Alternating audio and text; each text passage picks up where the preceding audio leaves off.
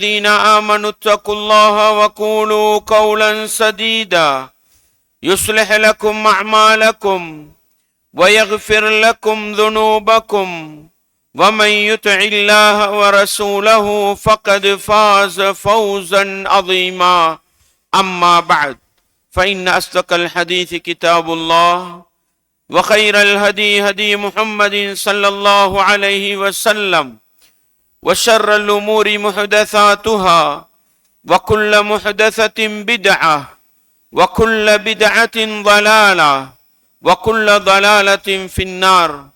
வார்த்தைகளில் சிறந்தது வல்லவன் ரஹ்மானின் வார்த்தை என்றும், நடைமுறைகளில் சிறந்தது நபிகளார் ஸல்லல்லாஹு அலைஹி வஸல்லம் அவர்களுடைய வாழ்க்கை வழிமுறை என்றும், அவர்களுடைய வாழ்க்கை வழிமுறைகளுக்கு பின்னால் மார்க்கத்தில் புதிதாக புகுத்தப்பட்டவைகள், கர்மங்களிலே மிக மோசமானவைகள் பித்அத்துகள், எல்லா பித்அத்துகளும் வழிகேடுகள், எல்லா வழிகேடுகளும் மனிதனை நரகத்துக்கு இட்டுச் செல்லும் என்று சொன்னவனாக இப்பிரசங்கத்தை ஆரம்பம் செய்கின்றேன். அன்பார்ந்த இஸ்லாமிய சகோதரர்களே, அல்லாஹுவின் நல்லடியார்களே, இந்த உலகத்தில் மனித சமூகத்தை படைத்த அல்லாஹ் அந்த மனிதர்களுக்கு நேர்வழி காட்ட வேண்டும் என்பதற்காக வேதங்களை இறக்கி வைத்தான். அந்த அடிப்படையில் கடைசி வேதமாக அல் குர்ஆனை அல்லாஹ் இறக்கி வைத்தான் என்பதை நானும் நீங்களும் நம்பி உள்ளத்தினால் ஏற்றிருக்கின்றோம். அந்த அல் குர்ஆனை மனிதனுடைய வாழ்க்கையில் எப்படி நடைமுறைப்படுத்த வேண்டும் என்பதை நடைமுறைப்படுத்தி காட்டுவதற்காக நபிமார்களை அல்லாஹ் அனுப்பினான். பொதுவாக வேதங்களை நடைமுறைப்படுத்தி காட்ட நபிமார்களை அனுப்பிய அல்லாஹ் கடைசி வேதமாகிய அல் குர்ஆனை மனித சமூகம் எப்படி நடைமுறைப்படுத்த வேண்டும் என்பதை காட்டிக் கொடுப்பதற்காக கடைசி நபி முஹம்மது ஸல்லல்லாஹு அலைஹி வஸல்லம் அவர்களை அல்லாஹ் அனுப்பினான் என்பதை நாங்கள் உள்ளத்தினால் ஏற்று நம்பிக்கை கொண்டிருக்கின்றோம். அன்பார்ந்தவர்களே, எனவே இந்த உலகத்தில் ஒரு மனிதன் உண்மையான முஸ்லிமாக வாழ்ந்து மறுமை நாளையில் வெற்றி பெற வேண்டுமாக இருந்தால் அவன் அல்லாஹ்வுடைய வேதம் அல் குர்ஆன் சொன்ன பிரகாரமும் நபிகளாருடைய வாழ்க்கை வழிமுறை அஸ்-சுன்னா காட்டி தந்த பிரகாரமும் வாழ்வதுதான் ஈருலக வெற்றியை ஏற்படுத்தும் என்பது இஸ்லாத்தின் அடிப்படை என்பதையும் நானும் நீங்களும் ஏற்று உள்ளத்தினால் நம்பி இருக்கின்றோம். அன்பார்ந்தவர்களே, அல்லாஹ்வுடைய வேதம் அல் குர்ஆனும் அதற்கு விளக்க உரையாக வந்த நபிகளாருடைய வாழ்க்கை வழிமுறை அஸ்-சுன்னாவும் காட்டித்தராத எந்த ஒரு அமலாக இருந்தாலும், எந்த ஒரு இபாதத்தாக இருந்தாலும் அதனைத்தான் நாங்கள் பித்அத் என்ற அரபு சொல்லினால் அழைக்கின்றோம். அப்படிப்பட்ட ஒரு பித்அத்தை ஒரு மனிதன் செய்வானாக இருந்தால் அவன் உண்மையான அமலுக்கு சொந்தக்காரனாக மாற முடியாது என்பதுதான் இஸ்லாத்தின் அடிப்படை என்பதை நானும் நீங்களும் மறந்துவிடக் கூடாது. அன்பார்ந்தவர்களே, சமூகத்தில் பொதுவாக பித்அத் என்று பேசுவது ஏதோ ஒரு தரம் குறைந்த பேச்சாக, பித்அத் என்பது கணக்கெடுக்கப்படாத ஒன்றாக சமகாலத்தில் மீடியாக்களினூடாக பலவிதமான பித்அத்துக்கள் மார்க்கமாக போதிக்கின்ற அளவுக்கு நிலைமை மோசமாக இருக்கிறது. காரணம், பித்அத்தை பேசுவது ஒரு சாதாரண விடயமாக, பித்அத்தை பேசுவது ஒரு தரம் குறைந்த விடயமாக கணிக்கப்படுவதுதான் காரணமாக இருக்கிறது. அன்பார்ந்தவர்களே, உண்மையிலே ஒரு முஸ்லிம் பித்அத் என்பது எவ்வளவு பாரதூரமானது, பித்அத்துக்கு பின்னால் அதை செய்கின்ற மனிதனுடைய ஈமானில் அது எவ்வளவு பெரிய ஒரு பாதிப்பை ஏற்படுத்தக்கூடியது என்பதை விளங்கிக் கொள்ளுகின்ற ஒரு முஸ்லிம் ஒருபோதும் பித்அத்தில் ஈடுபட மாட்டான். பித்அத்துடைய பாரதூரம், பித்அத்தினால் ஏற்படக்கூடிய விளைவுகள், மோசமான பாதிப்புகள், ஒரு மனிதன் கொண்டிருக்கின்ற நம்பிக்கைக்கு எதிரான சிந்தனை போக்குகள், அதனுடைய தாக்கங்களை ஒரு மனிதன் விளங்கிக் கொண்டால் ஒருபோதும் பித்அத்தை தான் செய்யவும் மாட்டான், அடுத்தவர்களை செய்யவிடவும் மாட்டான். அவ்வளவு மோசமான விளைவுகள் பித்அத்துக்கு பின்னால் இருக்கிறது என்பதை நானும் நீங்களும் மறந்து விடாமல் உள்ளத்திலே நிறுத்திக் கொண்டு இன்றைய இந்த குத்பாவினூடாக பித்அத்தினால் வரக்கூடிய விபரீதங்கள் என்ன, பித்அத் என்பது எவ்வளவு பாரதூரமானது என்பதை பற்றிய ஒரு சில செய்திகளைத்தான் நாங்கள் படிக்கவிருக்கின்றோம். அன்பாண்டவர்களே, பித்அத் என்பது இது இந்த தௌஹீதுவாதிகள் அப்படின்ற ஒரு சமூகத்துக்கு பேரு சொல்றாங்க. அவர்கள் கண்டுபிடித்த ஒரு சொல்லா. பித்அத் என்பது வஹாபிகள் கண்டுபிடித்த ஒரு சொல்லா. பித்அத் என்பது வடிகேடர்கள் அறிமுகப்படுத்திய ஒரு சொல்லா என்று கேட்டால் இல்லை. பித்அத் என்பது அல்லாஹ்வுடைய தூதரினால் வரைவிலக்கணப்படுத்தப்பட்ட, தெளிவுபடுத்தப்பட்ட ஒரு அம்சம் என்பதை முதல் அடிப்படையாக உள்ளத்தில் நானும் நீங்களும் நிறுத்திக் கொள்ள வேண்டும். ரசூலுல்லாஹ் ஸல்லல்லாஹு அலைஹி வஸல்லம் அவர்கள் பெரும்பாலும் உரை நிகழ்த்துகின்ற பொழுது தன்னுடைய உரையின் துவக்கத்தில் என்ன சொல்லுவார்கள்? ஜாபிர் இப்னு அப்துல்லாஹ் ரலியல்லாஹு அன்ஹு அவர்கள் அறிவிப்பு செய்கிறார்கள். முஸ்லிமிலே உங்களுக்கு இந்த ஹதீஸை பார்க்கலாம். எப்படி? கான ரசூலுல்லாஹ் ஸல்லல்லாஹு அலைஹி வஸல்லம் இதா கதப, அல்லாஹ்வுடைய தூதர் ஸல்லல்லாஹு அலைஹி வஸல்லம் அவர்கள் உரை நிகழ்த்துகின்ற பொழுது இஹ்மர்ரத் ஐனா, அவர்களுடைய இரண்டு கண்களும் சிவத்து விடும். வஅலா ஸௌது, அவர்களுடைய சத்தம் உயர்ந்து விடும். வஸ்தத்த கபபு, நபிகளுடைய கோபம் மிகைத்து விடும்.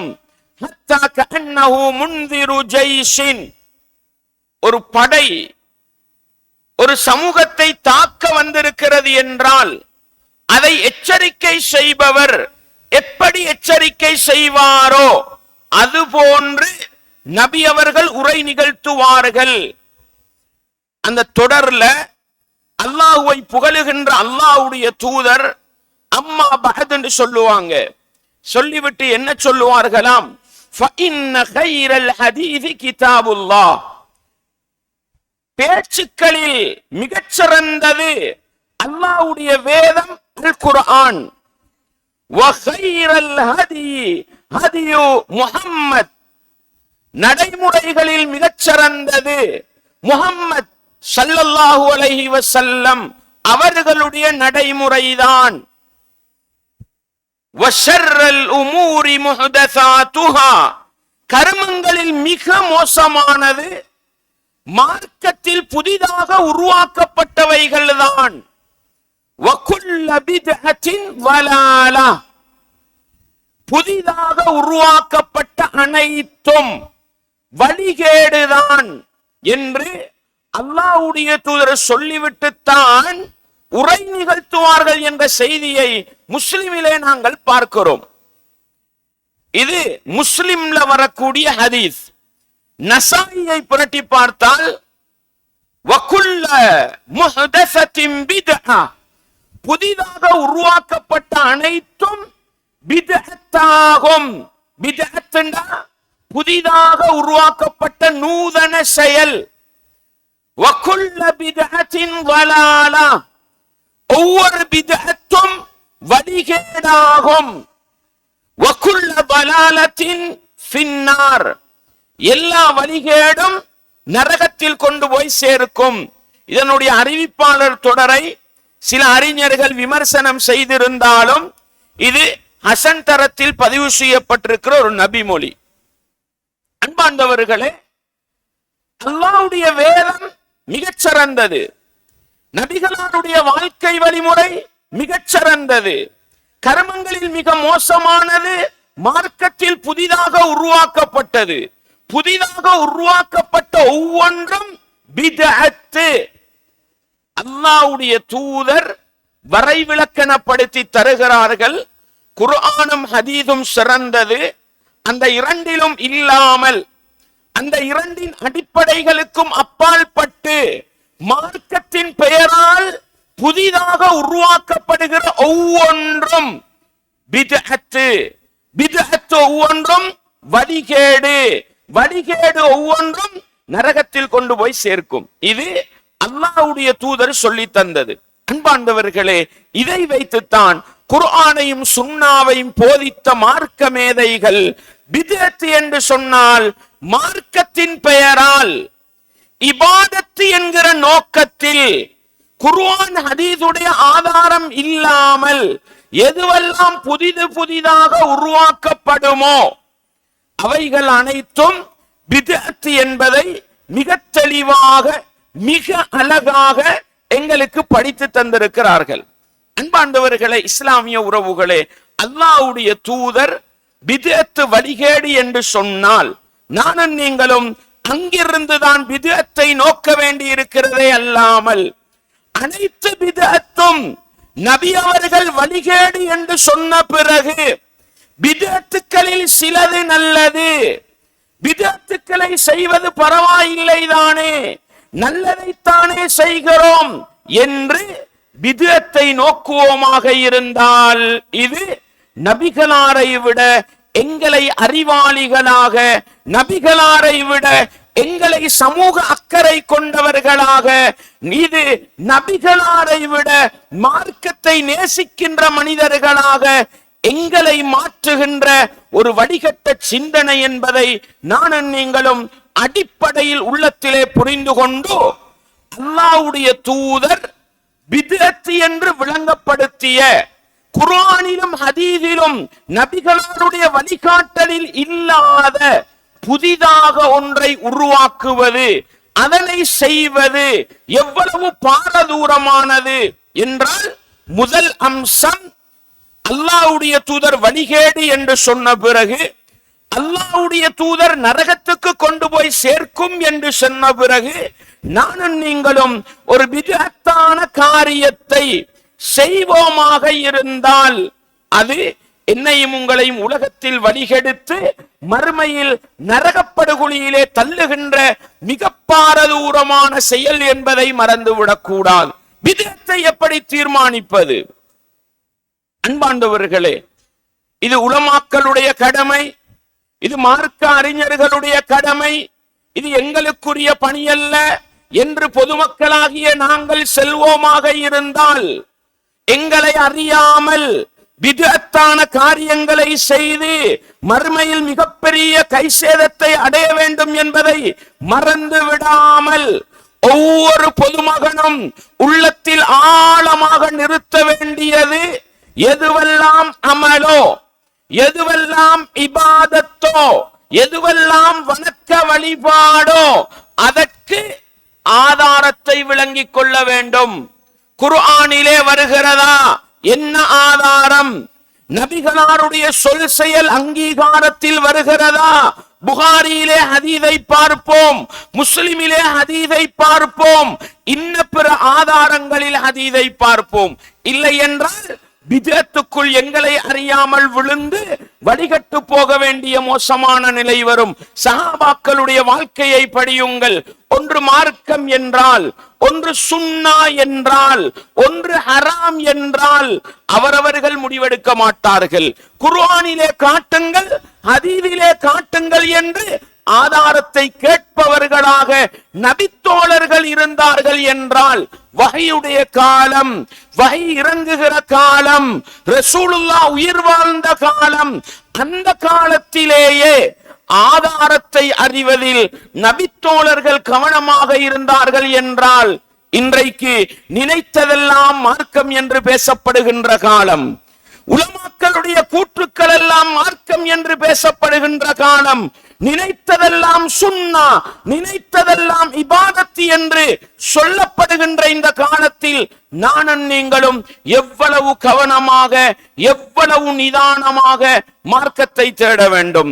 ஒரு சுப்ஹானல்லாஹ் சொல்வதாக இருந்தாலும் அல்லாஹ்வுடைய தூதர் எப்படி காட்டி தந்தார்கள், எத்தனை முறை சொல்ல சொன்னார்கள், எந்த நேரத்தில் சொல்ல சொன்னார்கள், ஆதாரத்தை விளங்கித்தான் செய்ய வேண்டும். இலட்சம் செலவழித்து இஸ்லாத்தின் ஐம்பெரும் கடமை ஹஜ்ஜை செய்வதாக இருந்தாலும் எங்கள் மீதுள்ள கடமை அல்லாஹ்வுடைய தூதர் எப்படி ஹஜ்ஜை செய்தார்கள், அதற்குரிய ஆதாரம் என்ன, விளங்கி செய்வதுதான் கடமை.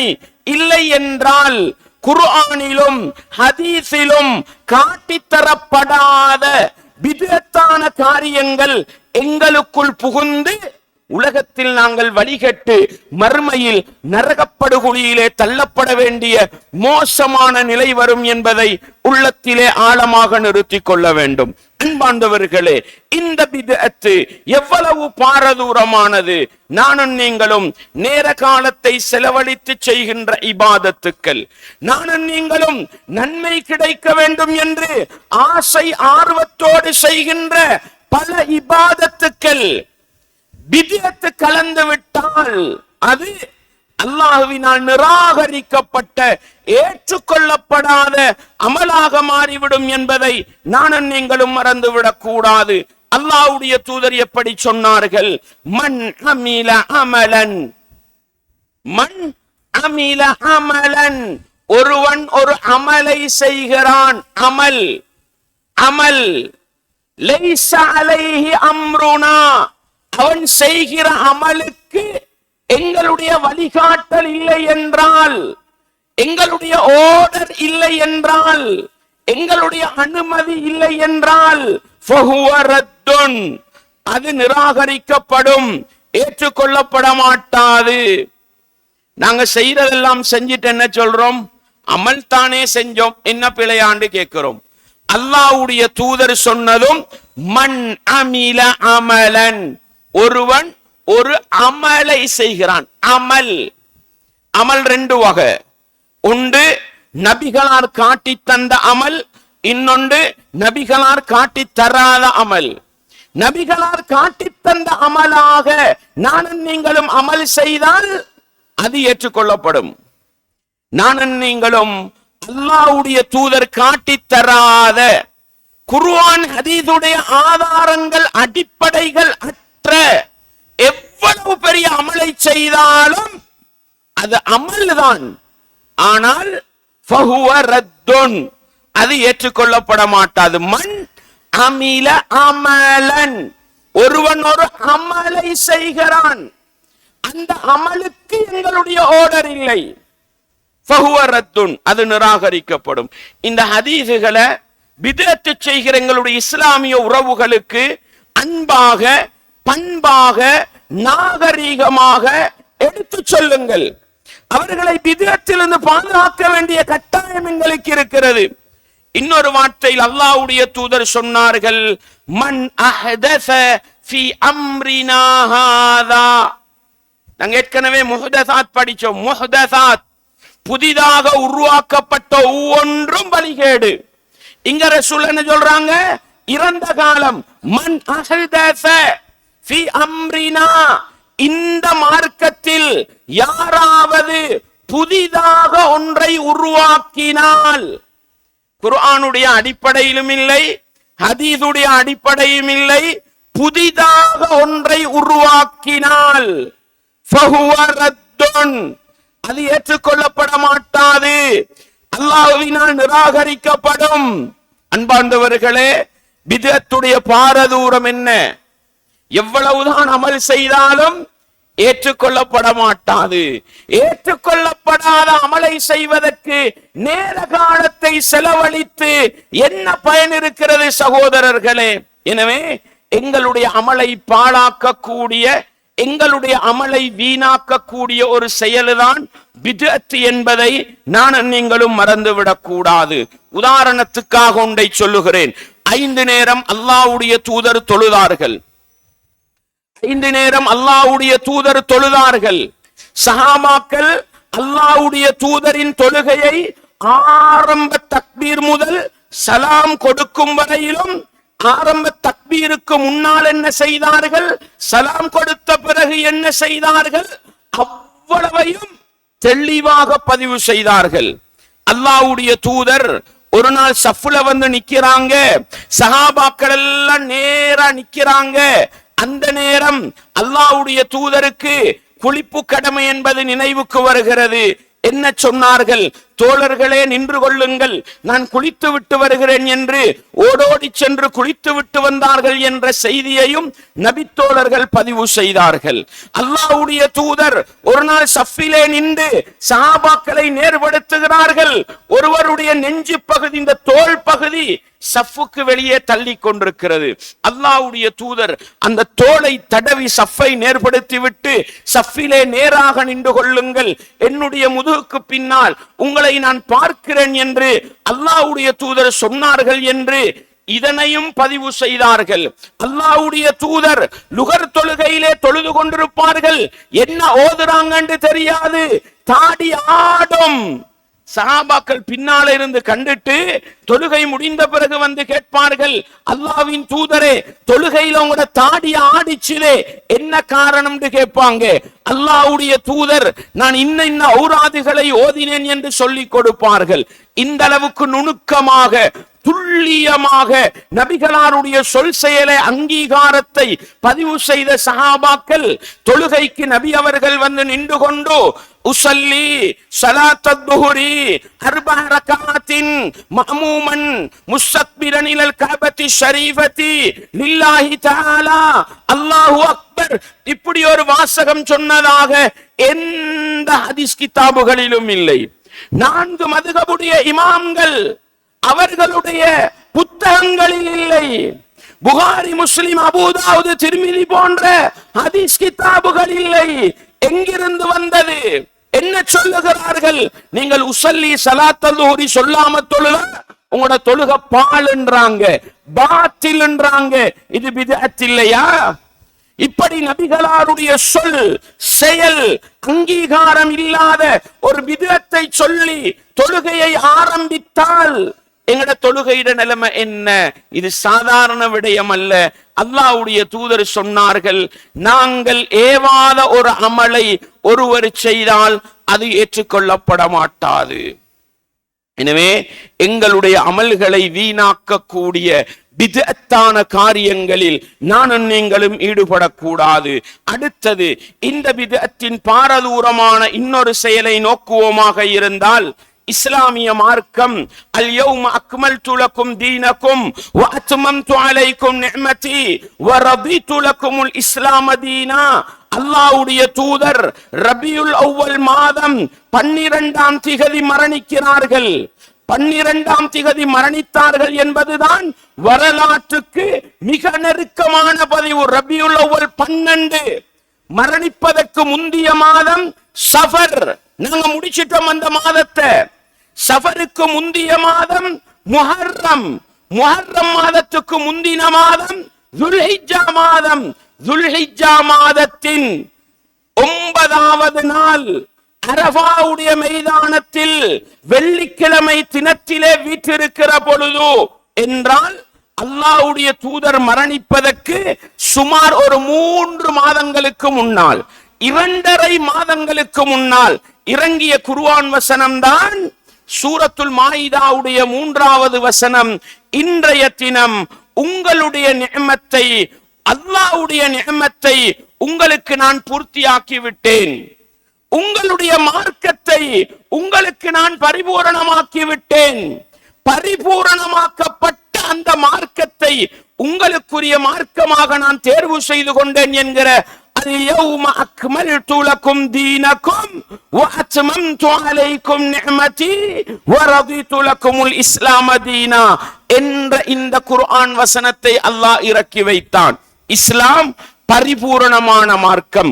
அல்லாஹ்வுடைய தூதர் சொன்னார்கள், பதிவு செய்து கொள்ளுங்கள், புகாரியிலே 3535வது இலக்க நபிமொழி உள்ளத்தில் ஆழமாக இடம் பிடிக்கட்டும். இன்ன மஸலி வ மஸலல் அன்பியாஇ மின் கப்லி, எனக்கு முன்னால் வந்த நபிமார்களுக்கும் உதாரணம் கமஸலி ரஜுலின் பனா பைத்தன், ஒரு மனிதன் ஒரு வீட்டை கட்டுகின்றான். அந்த வீட்டை அழகாக கட்டுகிறான், பரிபூர்ணமாக கட்டுகிறான். இல்லா மௌலி அலபினத்தின் மின் சாவியா, அந்த வீட்டுட ஒரு மூலையில மட்டும் ஒரே ஒரு செங்கல்லுண்டுவோம். நாங்க வீடு கட்டுறதுக்கு பாவிக்கிற அந்த கல்லு, அந்த அளவு மாத்திரம் இடைவெளி வைத்து விட்டு மற்ற அனைத்தையும் பூரணமாக கட்டிவிட்டு மக்களை அழைக்கிறார், புதிய வீட்டை வந்து பாருங்கள் என்று. மனிதர்கள் எல்லாம் போய் பார்த்துவிட்டு சொல்லுகிறார்கள், இது ஒரு இடைவெளி மட்டும் இருக்கிறதே, ஒரு கல்லிட இடைவெளி, இதையும் வைத்திருந்தால் நன்றாக இருக்குமே என்று சொல்லுகின்ற நேரம் அல்லாஹ்வுடைய தூதர் சொன்னார்கள், அல்லபினது வஅன காத்தமுன் நபியின், நான் தான் அந்த கல்லு, நான் தான் நபிமார்களுக்கு கடைசியாக வந்த நபி என்று விளங்கப்படுத்தினார்கள். இஸ்லாம் என்ற மார்க்கம் ஒவ்வொரு நபிமார்களை அனுப்பி அல்லாஹ் காலத்துக்கு தேவையான முறையில் கட்டினான். கடைசி நபி முஹம்மது நபி அவர்கள் தான் அந்த ஒரு கல்லிட இடைவெளி இருந்துச்சு பாருங்க, அது நான் தான் என்றாங்க ரசூலுல்லாஹ். அல்லாஹ்வுடைய தூதர் நபியாக வந்தவுடனே இஸ்லாம் என்ற மார்க்கம், அந்த வீடு பரிபூரணப்படுத்தப்பட்டது என்றார்கள். அன்பாண்டவர்களே, நானும் நீங்களும் குர்ஆனிலும் ஹதீஸிலும் இல்லாத ஒரு அமலை உருவாக்குகிறோம் என்றால் என்ன அர்த்தம் தெரியுமா? பரிபூரணமான வீட்டை உடைத்து ஒரு ஜன்னலை வைப்பது போன்று, ஒரு கதவை வைப்பது போன்று, உங்களோட வீட்டை நீங்க பரிபூரணமா கட்டிய பிறகு கூலிக்கு வந்த நான் ஒரு கதவை கூட்டினா உங்களுக்கு கோபம் வருமா இல்லையா? ஒரு ஜன்னலை கூட்டினா கோபம் வருமா இல்லையா? ஒரு ரூமுக்கு நீங்க ஒரு ஃபேன் போட்டிருக்கிறீங்க, 2 ஃபேன் போட்டிருக்கிறீங்க. கூலிக்கு வந்த நான் ஸ்டாண்ட் ஃபேன் வேணும்டா வச்சுட்டு எடுத்துட்டு போகலான்னுங்க, அந்த வீட்டில் கூட்ட முடியுமா? 3வது ஒரு ஃபேனை உடைச்சி கூட்டினால் ஏண்ட வீட்டுல உனக்கு என்னப்பா வேணும்னு கேட்பீங்க நீங்க, அதுதானே? அன்பார்ந்தவர்களே, இஸ்லாமிய உறவுகளே, அல்லாஹ் அவனுடைய இஸ்லாமிய மார்க்கத்தை பரிபூரணப்படுத்திய பிறகு ஒரு பித்அத்தை, குர்ஆனிலும் சுன்னாவிலும் இல்லாத ஒன்றை அமல் என்ற போர்வையில், இபாதத் என்ற போர்வையில் நானும் நீங்களும் கூட்டுவோமாக இருந்தால் அல்லாஹ்வுடைய இஸ்லாம் என்ற பரிபூரணமான வீட்டிலே ஒன்றை கூட்டி அல்லாஹ்வுக்கும் அல்லாஹ்வுடைய தூதருக்கும் துரோகம் இழைத்த பாவத்தில் என்னையும் உங்களையும் கொண்டு போய் சேர்க்கும் என்பதை நானும் நீங்களும் மறந்துவிடக் கூடாது. எனவே பித்அத் என்பது சாதாரண பாவம் அல்ல, அல்லாஹ்வுடைய மார்க்கத்தில் அல்லாஹ்வுடைய தூதரை கொண்டு பரிபூரணப்படுத்தப்பட்ட மார்க்கத்தில் ஒன்றை கூட்டுகின்ற அல்லாஹ்வை விடவும் அல்லாஹ்வுடைய தூதரை விடவும் எங்களை மேலோங்க செய்கின்ற மிகப்பெரியதொரு பாவம்தான் பித்அத் என்பதை நானும் நீங்களும் ஒருபோதும் மறந்துவிடக் கூடாது. அன்பார்ந்தவர்களே, அல்லாஹ்வுடைய தூதரை பற்றி சஹாபாக்கள் கொடுத்த உத்தரவாதம் என்ன? அல்லாஹ்வுடைய தூதர் அதே ஹஜ்ஜத்துல் வதால 2.5 மாதங்களுக்கு முன்னால், மரணிப்பதற்கு 3 மாதங்களுக்கு முன்னால் இஸ்லாத்தை எல்லாம் சொல்லிக் கொடுத்து விட்டு என்ன கேட்டார்கள்? அலா ஹல் பல்லகுது, நான் இஸ்லாத்தை எத்தி வைத்து விட்டேனா என்று நபித்தோழர்களை பார்த்து கேட்ட நேரம் ஒட்டுமொத்த நபித்தோழர்களும் என்ன சொன்னார்கள்? நபியே, நீங்கள் அல்லாஹ் உங்களுக்கு தந்த மார்க்கத்தை பரிபூரணமாக எத்தி வைத்து விட்டீர்கள். அல்லாஹ்வுடைய தூதர் என்ன சொன்னாங்க? முஸ்லிம்ல வரக்கூடிய ஹதீஸ், அப்துல்லாஹ் இப்னு அம்ர் இப்னு அல்-ஆஸ் ரலியல்லாஹு அன்ஹு சொல்றாங்க, நாங்க ஒரு யுத்தத்துக்கு போற நேரம் ஒரு இடத்துல ஓய்வெடுப்பதற்காக அமர்ந்திருந்தோம். அந்த நேரத்தில் நாங்கள் ஒவ்வொருவரும் எங்களுடைய வேலைகளை செய்து கொண்டிருந்த பொழுது ஒருவர் எங்களை எல்லாம் வந்து அழைத்தார். அல்லாஹ்வுடைய தூதர் எங்களுக்கு ஒரு உரை நிகழ்த்தினார்கள். அதில் என்ன தெரியுமா சொன்னாங்க? இன்னஹு லம் யகுன் நபியுன் கப்லி, எனக்கு முன்னால் வந்த எந்த ஒரு நபியாக இருந்தாலும் இல்லா கான ஹக்கன் அலைஹி அய்யதுல்ல உம்மத்தஹு அலா கைரி மா யஅலமுஹு லஹும், எந்த நபியாக இருந்தாலும் தன்னுடைய சமுதாயத்துக்கு எதுவெல்லாம் நல்லது என்று அந்த நபிக்கு தெரியுமோ அதை அந்த நபி சொல்லிக் கொடுப்பது நபியின் மீது கடமை. வயுன்திரஹும் ஷர்ர மா யஅலமுஹு லஹும், அந்த உம்மத்துக்கு எதுவெல்லாம் கெட்டதோ அந்த அனைத்தையும் சொல்லிக் கொடுப்பது அந்த நபியின் மீது கட்டாயமான நிலையில் இல்லாமல் அல்லாஹ் எந்த நபியையும் அனுப்பவில்லை என்றார்கள். அப்படியானால் எங்கட நபி முஹம்மது நபி கியாமத்து வரைக்கும் அனுப்பப்பட்ட கடைசி நபி, கியாமத்து வரைக்கும் வரக்கூடிய மனிதர்களுக்கு தேவையான நல்ல விடயங்களை சொல்லி தந்தார்களா இல்லையா? கெட்ட விடயங்களை எச்சரிக்கை செய்தார்களா இல்லையா? சொல்லி தந்தார்கள். அதற்கு மாற்றமாக நபிகளாருடைய வழிகாட்டலில் இல்லாத ஒரு பித்அத்தை நானும் நீங்களும் உருவாக்கினால் நபிகளார் மறைத்தார்கள் என்று அர்த்தமா? நஊது பில்லாஹ். சஹாபாக்கள் சொன்னார்கள், அல்லாஹ்வின் தூதரே, நீங்கள் அனைத்தையும் எத்தி வைத்து விட்டீர்கள். பாங்குக்கு முன்னால ஸலவாத்து சொல்றது, பாங்குக்கு முன்னால இஸ்திக்ஃபார் சொல்றது குர்ஆனிலும் இல்ல, ஹதீஸிலும் இல்ல. ரசூலுல்லாஹ்க்கும் தெரியா, சஹாபாக்களுக்கும் தெரியா, தாபியீங்களுக்கும் தெரியா, 4 மதுஹபுடைய இமாம்களுக்கும் தெரியா, புகாரி முஸ்லிம் அபூதாவுது திர்மிதி போன்ற ஹதீஸ்கலை இமாம்களுக்கும் தெரியாது. இன்றைக்கு நாங்க ஒரு புதிய அமலை உருவாக்கினால் நபிகளாருக்கு தெரியாத நாங்களாக பாங்குக்கு முன்னால் ஒரு ஸலவாத்து சொல்வது, ஒரு இஸ்திக்ஃபாரை சொல்வது, ஒரு சுப்ஹான கலிமாவை சொல்வது என்று உருவாக்கினால் இது நபிகளார் மறைச்சிட்டு போய்த்தாங்க அல்லது மறந்துட்டு போய்த்தாங்க, அதனாலதான் நாங்க உருவாக்கினோம் என்கிற பழியை நபிகளார் மீது சுமத்துமா இல்லையா? கேளுங்கள் அன்பார்ந்த உறவுகளே, நீங்கள் நம்புகின்ற ஆலிம்களிடத்தில் உலமாக்களிடத்தில் கேளுங்கள், நபி அவர்கள் ஏன் இதை சொல்லித் தரவில்லை? 5 நேர தொழுகைக்கு பின்னால் கூட்டு துஆ ஓதுகிறோம். இதை சாதாரணம் நினைச்சுதான் எங்க இஸ்லாமிய உறவுகள் செய்யறாங்க. சாதாரணம் கிடையாது, அல்லாஹ்வுடைய தூதர் காட்டித்தராத ஒன்று.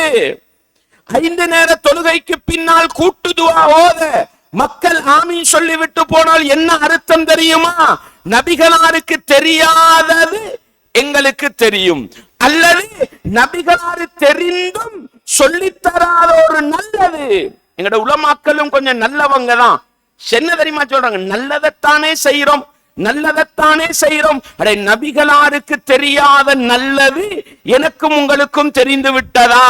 இந்த ஒரு கேள்வியை மாத்திர நிதானமாக கேட்டால் அந்த உலமாக்கள் அல்லாஹுவை பயந்து பித்அத்திலிருந்து விட்டொதுங்க கூடியவர்களாக மாறி விடுவார்கள். பொதுமக்களே, இஸ்லாமிய உறவுகளே, உங்கள் மீதுள்ள கடமை நிதானத்தை இழந்திருக்கின்ற, சிந்திக்கின்ற அந்த போக்கை இழந்திருக்கின்ற அந்த உலமாக்களுக்கு, அந்த மார்க்க அறிஞர்களுக்கு இந்த நியாயமான கேள்வியை கேட்டு அல்லாஹ்வுடைய தூதருக்கு தெரியாத அளவுதான் உங்களுக்கு தெரிந்ததா என்ற ஒரு கேள்வியை கேட்டு அவர்களை நிதானமாக சிந்திக்க தூண்டினால் நிச்சயமாக அந்த உலமாக்கள் பித்அத்திலிருந்து தூரமாகுவதற்கு எங்களுடைய கேள்விகள் காரணமாக இருக்கும் என்பதை நானும் நீங்களும் மறந்துவிடக் கூடாது.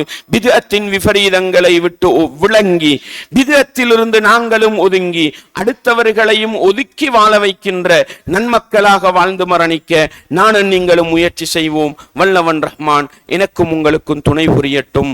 வ ஆகிரு தஅவானா அனில் ஹம்துலில்லாஹி ரப்பில் ஆலமீன். அல்ஹம்துலில்லாஹ் வஸ்ஸலாத்து வஸ்ஸலாமு அலா ரசூலில்லாஹ் வ அலா ஆலி ஹிஸ்பில்லாஹ். அம்மா பஅத். அன்பார்ந்த இஸ்லாமிய சகோதரர்களே, இமாம் மாலிக் ரஹிமஹுல்லா யார்? மாலிக் மதுஹபின் இஸ்ஸாவகர் என்று அடையாளப்படுத்தப்படுகின்ற இமாமுல் மதீனா, மதீனத்து இமாம் என்று சொல்லப்படுகின்ற மாலிக் இமாம் அவர்கள் முதலாவது நபிகளாருடைய நபித்தோழர்களுடைய கூட்டுக்களின் தொகுப்பு முஅத்தா என்கிற ஹதீஸ் புத்தகத்தை தந்தவர் மாலிக் இமாம் அவர்கள் சொன்னார்கள், மனிபு ததஅஃபில் இஸ்லாமி பித்அத்தன், இஸ்லாமிய மார்க்கத்திலே இல்லாத ஒரு புதிய ஒரு அமலை ஒருவன் உருவாக்கி, ஒரு பித்அத்தை உருவாக்கி, யராஹா ஹஸனத்தன், அது நல்லதுதானே என்று சொல்வானாக இருந்தால் ஃபகத் ஸஅம, அவன் முடிவெடுத்து விட்டான், அன்ன முஹம்மதன் கானர் ரிசாலா, முஹம்மத் ஸல்லல்லாஹு அலைஹி வஸல்லம் அவர்கள் தூதுத்துவத்தை மறைத்து துரோகம் இழைத்து விட்டார் என்று, பித்அத்தை நல்லதுதானே என்று கருதுபவன் முடிவெடுத்து விட்டான் என்று இமாம் மாலிக் ரஹிமஹுல்லா சொன்னார்கள் என்றால், பித்அத் சாதாரணமானதல்ல, நபிகளாரை குறை காண வைக்கின்ற மிகப்பெரிய வழிகேடு என்பதை இஸ்லாமிய உறவுகள் புரிந்து கொள்ள வேண்டும். அன்பார்ந்தவர்களே, எல்லாவற்றுக்கும் மேலாக மறுமை நாளையில் மிகப்பெரிய கை சேதம் பித்அத்துக்கு பின்னால் இருக்கிறது. மறுமை நாளையில கௌசர் என்ற ஒரு நீர்த்தடாகம் நபிகளாருக்கு கொடுக்கப்படும். அந்த நீர்த்தடாகத்துக்கு பக்கத்திலே இருந்து கொண்டு நபி அவர்கள் வரக்கூடியவர்களுக்கு அந்த கௌசர் நீரை பங்கு வைத்துக் கொண்டிருப்பார்கள். அல்லாஹ்வுடைய தூதர் சொன்னார்கள், அந்த நீரிலிருந்து ஒரு மிடர் குடித்து விட்டால் அதன் பிறகு தாகமே வராதுண்டாங்க. அல்லாஹ் எனக்கும் உங்களுக்கும் பித்அத்துக்களின் விரோதிகளாக வாழ வைத்து அந்த தண்ணீரை குடிக்கின்ற வாக்கியத்தை தர வேண்டும். ஒரு கூட்டம், நபிகளாருக்கு தெரிந்த ஒரு கூட்டம், நபிகளாருக்கு அறிமுகமான ஒரு கூட்டம் அந்த தண்ணீரை குடிக்க வருகின்ற பொழுது அல்லாஹ்வுடைய தூதர் சொன்னார்கள், எனக்கும் அவர்களுக்கும் இடையில் திரை போடப்படும்.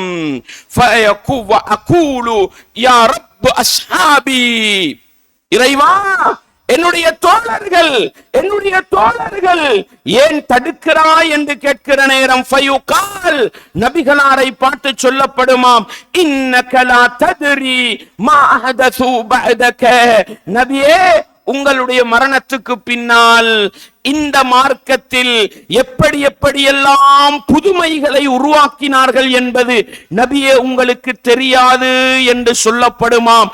அந்த நேரத்தில் நபி அவர்கள் சொன்னார்கள், அவர்களை பார்த்து நான் சொல்லுவேன், சுஹ்கன் சுஹ்கன் லிமன் கய்யர லிமன் பத்தல தீனி, என்னுடைய மார்க்கத்தை மாற்றியவர்களுக்கு தூர விலகி போய்விடுங்கள், தூர விலகி போய்விடுங்கள் என்று நான் விரட்டுவேன் என்கிற செய்தியை அல்லாஹ்வுடைய தூதர் சொன்னார்கள் என்றால், பித்அத் சாதாரணமானதல்ல, பித்அத் சாதாரணமானதல்ல.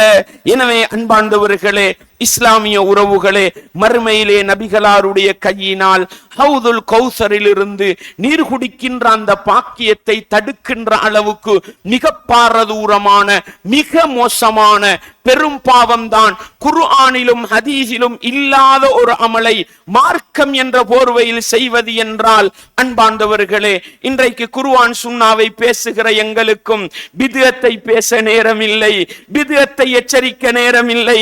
திருமண வீட்டுக்கு சென்றாலும் மௌனிகளாக அமர்ந்து விட்டு வருகிறோம். கண்ணெதிரே ஏகப்பட்ட பித்அத்துக்கள் நடக்கின்றன. மையத்து வீட்டுக்கு சென்றாலும் இது மையத்து வீடல்லவா, இங்கு வந்து பித்அத்தை பேசுவதா என்று கண்மூடி வாய்மூடி மௌனிகளாக இருந்து விட்டு வருகிறோம். ஊரிலே எத்தனையோ பித்அத்துக்கள் நடக்கின்றன. மிம்பர் மேடைகளில் பேசுகின்ற உலமாக்கள் குறைந்து விட்டு போனார்கள் என்றால், சமூகத்திலே எத்தனையோ பித்அத்துக்கள் நடக்க மார்க்க அறிஞர்களும் மார்க்கத்தை படித்தவர்களும் பித்அத்தின் விபரீதத்தை உணர்த்த கடமைப்பட்டிருக்கின்ற பொதுமக்களும் இந்த பித்அத்தின் விபரீதத்தை எடுத்து சொல்லவில்லை என்றால், அடுத்த தலைமுறை பித்அத்துக்கு அடிமையாகி பித்அத்துக்கு உள்ளாகி உலகத்திலும் வழிகட்டு போய் மறுமையிலே மிகப்பெரிய கை சேதத்தை அடைய வேண்டி வரும் என்பதை உள்ளத்திலே ஆழமாக நிறுத்தி, அல் முஃமினூன வல் முஃமினாத்து பஅதுஹும் அவுலியாஉ பஅல், முஃமினான ஆண்களும் முஃமினான பெண்களும் சிலர் சிலருக்கு உதவியாளர்கள், உற்ற உற்ற நண்பர்கள் என்ற அடிப்படையில் யஅ்முரூன பில் மஅரூஃப், நல்லதை எடுத்து சொல்லுவார்கள் என்றால் சுன்னாவை எடுத்து சொல்லுவோம். வயன்ஹவுன அனில் முன்கர், பாவத்தை தடுப்பார்கள் என்றால் பித்அத்துக்களை எச்சரிக்கை செய்வோம். அதனூடாக உண்மையான முஃமின்களாக வாழ்ந்து, உண்மையான முஸ்லிம்களாக வாழ்ந்து மறுமையிலே சோனப்பாக்கியத்தை பெற நானும் நீங்களும் முயற்சி செய்வோம். வல்லவன் ரஹ்மான் எனக்கும் உங்களுக்கும் அந்த உயர்ந்த பாக்கியத்தை தந்தருள வேண்டும். அன்பார்ந்தவர்களே, இன்றைக்கு மக்ரிபுக்கு பின்னால குர்ஆன் சுன்னாவை போதிக்கின்ற ஒரு நிகழ்ச்சி ஏற்பாடு செய்யப்பட்டிருக்கிறது. அதிலே பல அடிப்படை விடயங்கள் பேசப்படவிருக்கின்றன. ஒவ்வொரு இஸ்லாமிய உறவுகளும் குடும்ப சகிதம் வந்து கலந்து கொண்டு பரிபூரண பயனை மார்க்கத்தில் பெற முயற்சி செய்வோம். வஆகிரு தஅவானா அனில் ஹம்துலில்லாஹி ரப்பில் ஆலமீன்.